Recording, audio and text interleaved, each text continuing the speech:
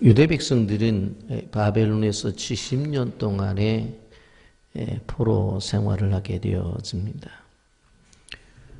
그리고 그 포로 생활을 마치고 하나님의 말씀의 약속대로 귀환하게 되어지는데, 그 포로에서 귀환하는 과정을 보게 되면 바로 3차에 걸쳐서 이루어지는 것을 보게 됩니다.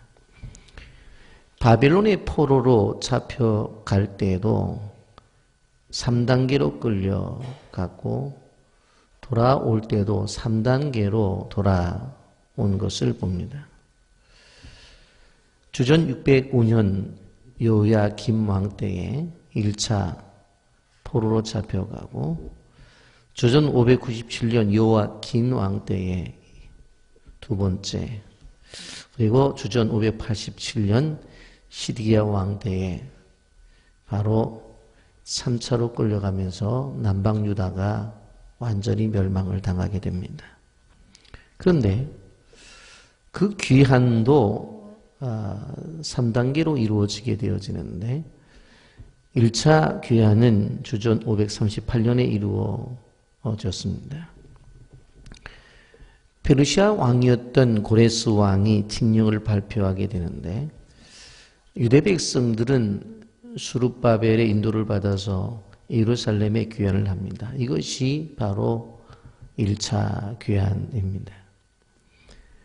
에스라 2장 64절부터 65절에 보면 온 회중의 합계가 42,036명이요 그 외의 노비가 7,337명이요 노래하는 자가 200명이요 라고 기록되고 있습니다.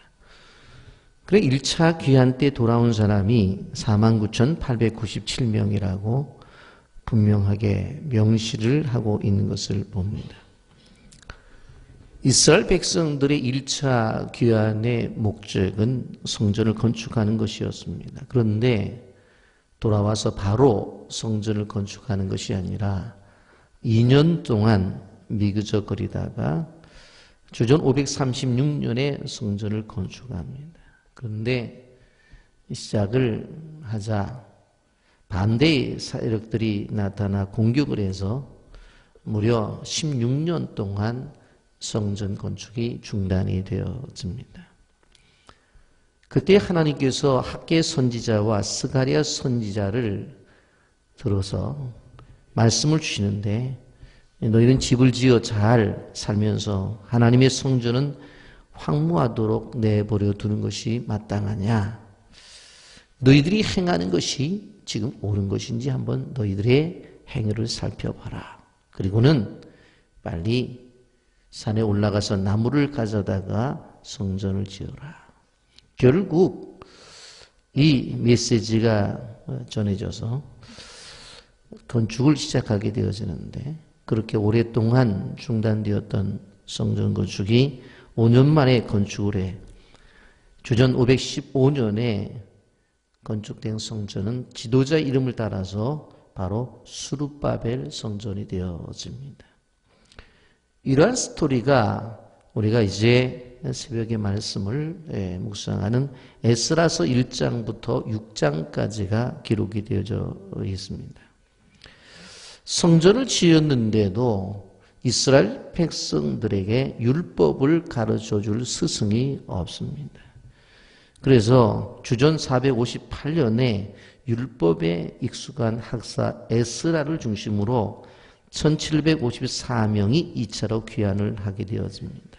그 목적은 뭐냐면, 이 성전이 지어졌지만 그 안에서 말씀을 가르치는 일들, 그리고 그 말씀에 대해서 서로 세워가야 되는 일들이 필요했기 때문에 에스라를 중심으로 해서 귀환이 되어지는데, 이 목적은 율법 재건입니다. 그것이 에스라 7장부터 10장까지 기록이 되어져 있습니다.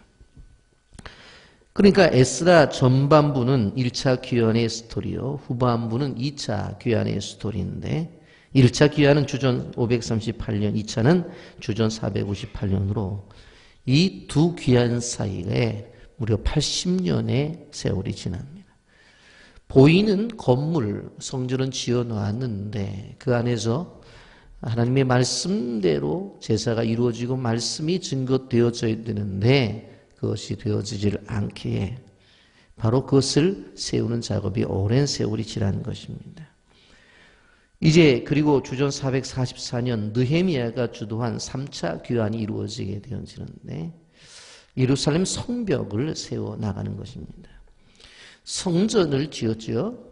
그 다음에 이제 학사 에스라를 중심으로 해서 귀환을 해서 그 성전 안에서 하나님의 말씀을 가르치면서 예배를 드리는데 성벽이 없으니까 계속해서 외부에 사람들이 침공이 오는 거예요.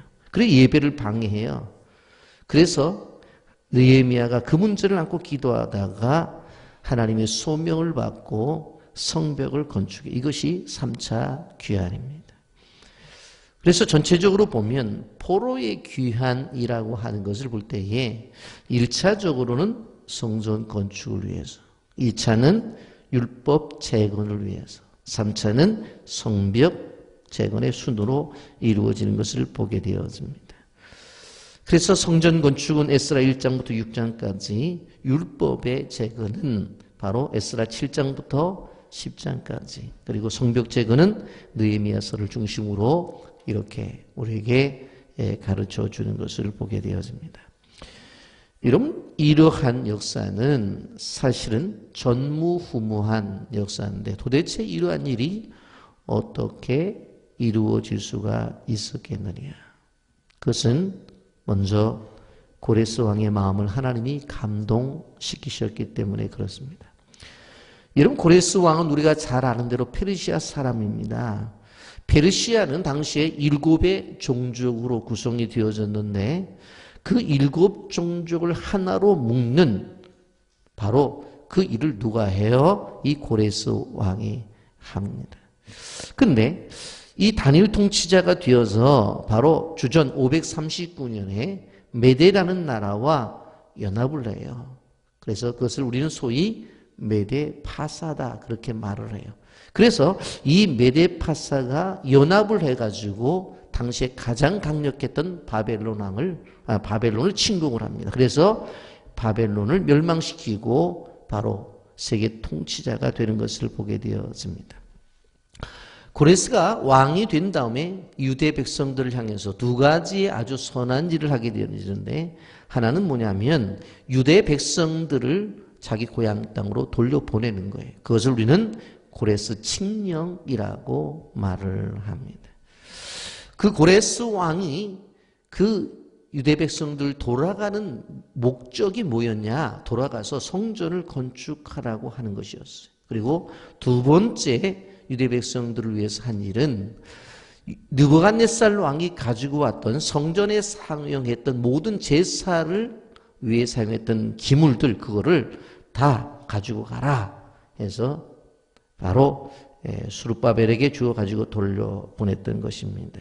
여러분, 도대체 이방 나라 왕이에요. 하나님을 믿는 사람이 아니라고요. 그런데 어떻게 이렇게 이스라엘 백성들을 고향 땅으로 보내고 그 보내는 목적이 뭐예요? 돌아가서 하나님을 섬기는 성전을 지으라고 그렇게 할 수가 있었느냐라는 것입니다. 중요하기 때문에 1절 다 같이 봅니다. 시작. 바사왕 고레스 5년에 여호와께서 예레미야 입을 통하여 하신 말씀을 이루게 하시려고 바사왕 고레스의 마음을 감동시키매 그가 온 나라에 공포도 하고 조소도 내려 이르되. 자, 여기서 보면 예레미야 입술을 통해서 주신 말씀을 이루려고 뭐를 해요? 바사왕 고레스의 마음을 감동시키매. 누가? 여호와께서. 하나님께서 이방 나라의 왕의 마음을 감동시켰어요. 여러분, 그랬더니 어떤 역사가 벌어져요? 여러분, 성전 건축의 역사가 벌어져요. 2절 3절 다 같이 읽어봅니다. 시작. 바사왕 고레스는 말하노니 하늘의 하나님 여호와께서 세상 모든 나라를 내게 주셨고 나에게 명령하사 유다 예루살렘 성전을 건축하라 하셨느니 이스라엘의 하나님은 참신이라. 너희 중에 그의 백성된 자는 다 유다 예루살렘으로 올라가서 이스라엘의 하나님 여호와의 성전을 건축하라. 그는 예루살렘에 계신 하나님이시라. 여러분, 이게 신앙 고백인데, 여러분 이 두 절을 보게 되어지면 믿음을 가지고 있는 사람도 이런 고백하기가 힘들어요. 그렇지 않아요? 근데 이 메디파사의 왕이 되어진, 그래서 페르시아를 중심으로 바벨론을 무너뜨린 이 왕이 뭐라고 말해요? 바사왕 고레스는 말하노니 하늘의 하나님 여호와께서 세상을 나에게 주셨다. 승리가 하나님이 하셨다는 거예요. 하나님이. 그리고 뭐라고 말하냐면 나에게 명령을 했는데 예루살렘의 성전을 건축하라고 명령하셨다. 그러면서 이스라엘 하나님이 참 신이다. 백성된 사람들 다 돌아가라. 돌아가서 여호와의 성전을 건축하라. 여러분, 우리가 생각을 해보면 참 대단한 일이 벌어지고 있잖아요. 그런데 여기서 중요한 것이 뭐냐면 예레미야의 입술을 통해서 하신 말씀을 이루게 하시려고 하나님이 움직이고 계시다라고 하는 겁니다.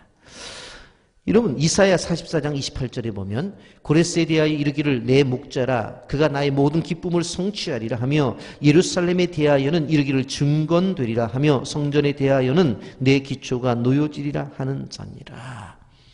여러분, 고레스가 성전의 기초를 놓을 사람이라고 이사야 선지자를 통해서 말씀했어요. 이사야 45장 1절 여호와께서 그의 기름 부음을 받은 고레스에 이같이 말씀하시네. 내가 그의 오른손을 붙들고 그 앞에 열국을 항복하여 하며 내가 왕들의 허리를 풀어 그 앞에 문들을 열고 성문을 닫지 못하게 하라.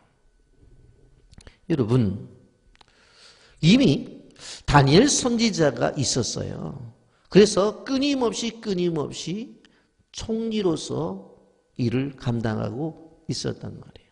우리가 지금까지 새벽의 말씀을 통해서 들은 걸 보게 되었으면 바로 이 다니엘과 다니엘의 세 친구가 어느 나라의 포로로 잡혀가요? 바로 바벨론이라고 하는 나라. 그런데 이 바벨론이라고 하는 나라에 붙잡혀가서 총리까지 된단 말이에요. 그런데 왕이 바뀌면서 소위 말해서 인정을 받지 못하다가 다시 메데파사가 들었으면서 다시 등용이 되어진단 말이에요. 그런데 이 다니엘은 바로 하나님의 말씀을 공부하면서 하나님이 어떻게 했다고 그랬어요? 이스라엘 민족의 회복을 이미 약속한 것을 보았다고 그랬지요. 그런데 예레미야서의 말씀을 다니엘이 공부를 했다고 그랬어요. 그렇기 때문에 다니엘은 이미 알고 있었단 말이에요. 이게 돌아갈 것이다. 그런데 이사야 선지자가 예언했잖아요. 여러분, 우리가 알아야 될 것이 뭐냐? 그렇구나. 하나님이 역사를 하시는구나. 여러분, 우리가 알아야 될 것이 뭐냐면 제가 대통령의 마음을 움직이고 정치도자들의 마음을 쫓아가서 움직이고 아마 만나주지도 않을 거예요. 그러나 중요한 것은 뭐냐면 하나님이 우리에게 주신 약속의 말씀을 붙잡고 우리가 기도하고 나가면 하나님께서 그것이 이방 나라의 왕이라 할지라도 하나님이 마음을 감동시키시면 하나님께서 우리를 통해서 주시는 축복을 받을 수 있다 없다? 있다는, 이게 하나님의 역사라는 거예요. 하나님의 역사. 꼭 하나님을 믿는 사람뿐만 아니라 하나님을 믿지 않는 사람의 마음도 감동시키셔서 하나님의 역사를 만들어내는 귀한 은혜의 모습을 우리는 에스라서를 통해서 봐야 돼. 이게 놀라운 은혜예요. 놀라운 은혜. 자, 두 번째로 어떻게 이런 일이 벌어졌느냐. 5절 말씀을 다 같이 보십시오. 5절 다 같이 읽어봅니다. 시작. 이에 유다와 베냐민 족장들과 제사장들과 네 사람들과 그 마음이 하나님께 감동을 받고 올라가서 예루살렘에 여호와의 성전을 건축하고자 하는 자가 다 일어나니. 여기 보면 유다 베냐민 족장들과 제사장들과 네 사람들과 그 마음이 하나님께 감동을 받고 그랬어요. 두 번째 누가 감동을 받아요? 유다 사람들이 감동을 받아요. 그런데 아까 말씀을 드렸습니다만 유다 백성 49,897명이 돌아와요. 그런데 우리가 생각해 볼 때 바벨론의 포로로 잡혀가서 70년 있으면서 애를 낳고 살았잖아요. 그 숫자가 막 몇 명이 되느냐? 약 200만 명 정도가 돼요. 그러니까 다 돌아온 게 아니에요. 200만 명 중에서 약 5만 명 정도만 돌아온 거예요. 돌아온 거예요. 여러분, 예루살렘으로 돌아오기 쉬운 줄 아세요? 70년을 그곳에 살았어요. 70년 동안. 모국어를 다 잊어버렸고 그곳에서 사업을 하면서 사업 터전을 만들어 놨단 말이에요. 자식 낳고 살았어요. 그런데 성전을 짓겠다고 일어나고 있는 사람들이 있다는 거예요. 그런데 그 숫자가 뭐예요? 많지 않았어요. 200만 가운데서 약 5만 명. 정확하게 숫자를 말하잖아요. 49,897명 이야기해요. 여러분, 그런데 그들의 마음을 보세요. 시편 126편 1절부터 3절까지 여호와께서 시온의 포로를 돌려보내실 때에 우리는 꿈꾸는 것 같았도다. 그때 우리 입에는 웃음이 가득하고 우리 혀에는 찬양이 찼었도다. 그때 문나라 가운데서 말하기를 여호와께서 그들을 위하여 큰 일을 행하셨다 하셨도다. 여호와께서 우리를 위하여 큰 일을 행하셨으니 우리는 기뻐도다. 이 사람들, 일어난 사람들은 하나님의 인도하심을 알았어요. 여호와께서 큰 일을 행했다, 큰 일을 행했다. 유다의 백성에 감동이 있었어요. 감동이 있었어요. 여러분, 우리가 일제 해방되었을 때 백성들이 거리에 나와서 태극기를 흔들며 감격했던 것처럼 이러한 감동이 있었던 것이죠. 이것이 뭐예요? 신앙의 부흥이에요. 그래서 학자들은 이것이 두 번째 출애굽이라고 그래요. 첫 번째 출애굽은 애굽에서 나온 것이고 두 번째 출애굽은 바벨론에서 나온 거예요. 감동을 입으니까 안 가는 사람들이 태반이었어요. 근데 일어나서 가잖아요. 세 번째 본문 4절 말씀은 다 같이 봅니다. 4절 시작. 그 남아있는 백성이 어느 곳에 머물러 살든지 그곳 사람들이 마땅히 은과 금과 그 밖의 물건과 짐승으로 도와주고 그 외 예루살렘에 세울 하나님의 성전을 위하여 예물을 기쁘게 드릴지니라. 놀라운 게 뭐예요? 바벨론 사람들의 마음을 감동시켰어요. 아유, 이사 집사님 어디 가냐고요? 예, 70년 전에 떠나왔던 고향 땅을 돌아갑니다. 왜요? 고레스 왕이 칙령을 내린 것처럼 성전을 지으라고. 아유, 그래요? 그러면서 바로 이 메데파사에 살고 있는 페르시아 사람들이 은도 갖다 주고 금도 갖다 주고 예물도 갖다 주고 짐승도 갖다 주는 거예요. 다. 여러분, 누구 자기 거예요? 누구한테 줘요? 고향으로 돌아간다는 사람. 뭐하러 간다는 사람? 성전 지으러 간다는 사람에게. 그래서 6절 말씀 보면 이렇게 말씀해요. 6절에 보면 그 사면 사람들이 금그릇과 금과 물품들과 짐승과 보물을 돕고 그 외의 예물을 기쁘게 드렸더라. 은도 갖다 주고 금도 갖다 주고 물품도 갖다 주고 짐승도 갖다 주고 보물도 갖다 주고 다 갖다 줘요. 여러분, 애굽에서 나올 때에 애굽에 있는 사람들이 어떻게 했어요? 금, 폐물을 다 줬죠, 이스라엘 백성들에게. 그래서 그것을 가지고 와서 어떻게 했어요? 광야에서 성막을 짓잖아요. 그런데 여기에 성전을 회복하려고 하는 이들을 향해서도 어떻게 해요? 다 주는 것을 볼 수 있어요. 여러분, 여기서 우리가 중요한 것을 깨달을 수 있는데 하나님의 성전을 지을 때 하나님은 어떻게 해요? 불신자들의 마음을 움직여서라도 어떻게 해요? 이를 이루신다. 아멘. 여러분, 우리 교회 건축, 우리 교인들 열심히 하고 노력하고 수고해요. 근데 이번 특세가 왜 중요하다고 그랬습니까? 이곳에서 마지막 일어나는 특세라고 이렇게 말씀을 드리는데 지난 46자 때 엄청나게 하나님의 기적이 일어났어요. 제가 목적을 갖고 설교하는 사람이 아니라는 걸 알잖아요. 창세기 숲속으로부터 시작해서 쫙 해갖고 설교하다가 소위 말해서 이사야나 예레미야나 이런 긴 장, 대선지서는 그냥 한 장 갖고 되는데 나중에 다 하다 보니까 신약으로 넘어가려고 딱 보니까는 구약에 소선지서들, 이 작은 성경들 있잖아요. 그 넘어가면 안 되겠다. 그래서 호세아부터 시작해가지고 쭉 지난번에 했고 이번에 앞으로 와서 남은 것들 지금 하고 있는데 저도 깜짝 놀란 게 뭐냐면 다 중심이 뭐냐면 하나님의 교회를 짓는 성전 중심의 모든 성경이 다 기록이 되어지는 거예요. 그래서 지난번에 학계 스가랴 하면서 설교를 제가 드렸잖아요. 근데 제 유튜브 설교를 듣고 다른 교회 집사님이 우리 건축을 위해서 도와주신 거예요. 다른 교회 분이. 이게 하나님의 역사라고, 하나님의. 그런데 여기 보니까 더 깜짝 놀라잖아요. 고레스 왕은 이방 나라의 왕인데, 여러분, 이렇게 가면 어떻게 될까요?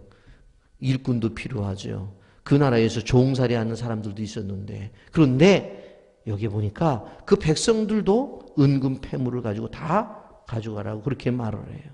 여러분, 예레미야 29장 12절부터 14절까지 이렇게 말하죠. 너희가 온 마음으로 나를 구하면 나를 찾을 것이요 나를 만나리라. 이것은 여호와의 말씀이라. 나는 너희를 만날 것이며 너희를 포로된 중에서 다시 돌아오게 하되 내가 쫓아 보내었던 나라들과 모든 곳에서 모아 사로잡혀 떠났던 그곳으로 돌아오게 하리라. 이것이 여호와의 말씀이니라. 여러분, 이 기억해야 돼요. 에스라서 1장을 보면서 세 종류의 감동이 있어요. 첫째는 고레스 왕의 감동, 두 번째 이스라엘 백성들, 유대 백성들의 감동, 그 다음에 세 번째로는 그 나라에 살고 있는 이방 사람들의 감동. 이 감동을 통해서 무엇이 이루어지고 있어요? 이제 하나님의 성전이 세워지는 거예요. 여러분, 분명하게 오늘 새벽에 기도의 제목을 듭니다. 첫째, 우리 교회가 마무리될 때까지 왕의 감동, 두 번째 성도들의 감동, 그리고 이방인들까지 감동이 되어지면 하나님께서 그 교회를 완벽하게 건축하신다. 여러분의 기도의 제목이 되어서 이 기도의 제목 갖고 승리하기를 예수님의 이름으로 축복합니다. 아멘.